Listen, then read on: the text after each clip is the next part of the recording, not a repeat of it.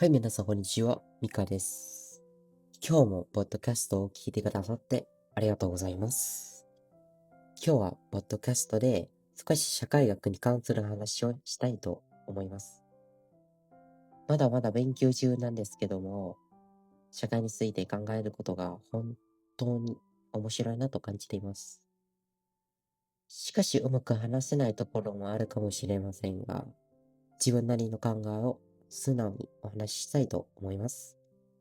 その面白さを今回の動画でお送りさせていただきたいと思います。実はですね、ここ最近なんですけども、N1 の読解問題を勉強しているときに、とっても考えさせられる文章を読みました。その文章は、佐藤義道さんのリレー連載、現代の改造社会、私はなぜ貧乏なのかというテーマですね。今日はこの文章を読んで感じたことや、そこから学んだ社会学的な視点を自分なりに整理しながらお話ししたいと思います。なお、これからお話しする内容の一部は、この文章の考え方や表現を参考にしています。詳しい出典については、動画の内容欄に記載しておきます。では、ここから本題に入りたいと思います。この文章の中心にある問いは、とってもシンプルです。それは、私はなぜ貧乏なのかという問いです。一見にすると少し重たい質問に聞こえるかもしれません。でも、佐藤さんは、この問いこそが社会改造論の最も根本的な問題だと言っています。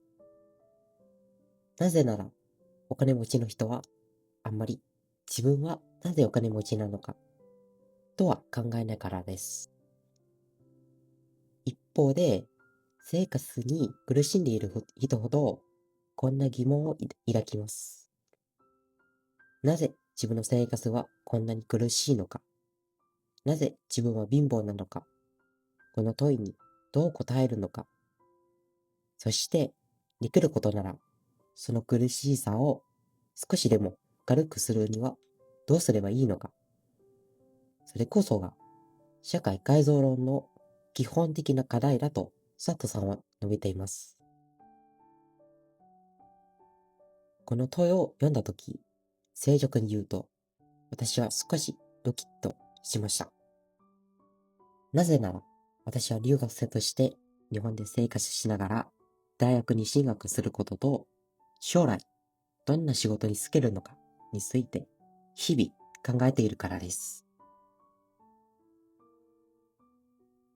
勉強したい気持ちはあっても、時間やお金、そして環境によって選べる道が限られてしまうと感じることもあります。だからこそ、貧しさは本当に個人の努力だけの問題なのかというこの問いは決して他人事ではありませんでした。では次に、この問いに対してこれまでどのような答えが示されてきたのかを見ていきましょう。まず一つ目は、古典的なマルクス主義の考え方です。マルクス主義は、あなたが貧しいのはあなた自身のせいではないと答えます。労働者が貧しいのは資本家、階級によって搾取されているからであり、個人の能力や努力の問題ではないという考え方です。この答えは聞く人によっては少し救われるように感じるかもしれません。一方で、全く違う答えを出す理論もあります。それが経済学の人的資本論です。人的資本論はこう考えます。あなたが貧しいのはあなたの人的資本が低いからである。つまり大学に行かなかった。十分な教育を受けなかった。だから高い収入を得られない。それは自己責任だという考え方です。でも本当に大学に行かなかったのは自己責任と言い切れるのでしょうか。佐藤さんはここで人的資本論に対してははっきりと疑問を投げかけます。確かに学歴が高い人ほどより高い地位の仕事に就きやすく収入も高い。これは事実です。しかし大学に行かなかったのではなく行けなかった人もいるのではないでしょうか。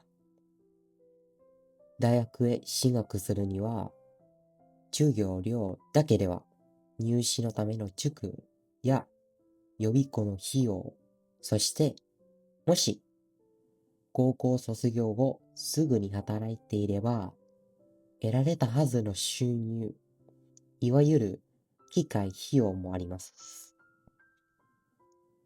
それらすべてを誰もが負担できるわけではありません。多くの場合、日本では大学進学の費用は親が支えています。となると、その人が大学に行けるかどうかは、本人の努力だけでなく、親の収入や社会的な立場に大きく左右されることになります。つまり、貧しさの原因を本人の責任だけで片付けてしまうのは、あんまりにも単純すぎるのではないでしょうか。この視点に立つと、私はなぜ貧乏なのかという問いは、もはや個人の問題でなく、社会全体の問題として見えてきます。例えば、留学生の立場から考えてみたいと思います。同じように大学に行きたいと思っていても、家庭の経済状況によって選べる道は大きく違ってきます。ある人は学費を気にせずに勉強に集中できるかもしれません。一方で、生活費を稼ぐためにアルバイトをしながら、進学そのものを諦めざるを得ない人もいます。その違いは努力の量だけで生まれたものなのでしょうか。また、大学に行かなかったという結果だけを見ると、その背景にある事情は見えなくなってしまいます。経済的な理由、家庭の事情、そして情報へのアクセスの差、そうした条件の積み重ねが選択の形を変えているのです。だからこそ、社会改造論は貧しさの原因を個人ではなく、社会の構造の中で考える必要があると主張します。ここまで私はなぜ貧乏なのかという問いについて考えてきました。この問いは決して誰かを責めるためのものではありません。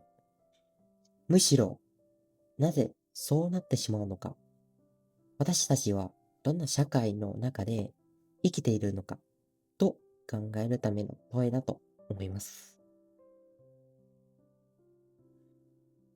人的資本論のように、すべてを自己責任で説明してしまえば、話は簡単かもしれません。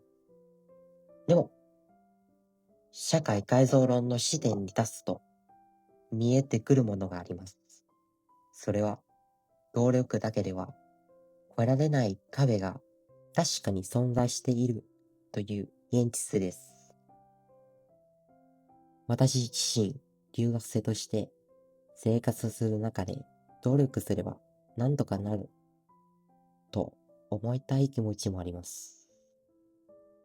同時に努力するための条件そのものが平等ではないことも少しずつ実感するようになりました。だからこそ、私はなぜ貧乏なのかという問いを一人で抱え込むのではなく、社会全体の問題として考えていくことがとっても大切などではないかと思います。社会全体の問題として考えていくことがとっても大切なのではないかと思います。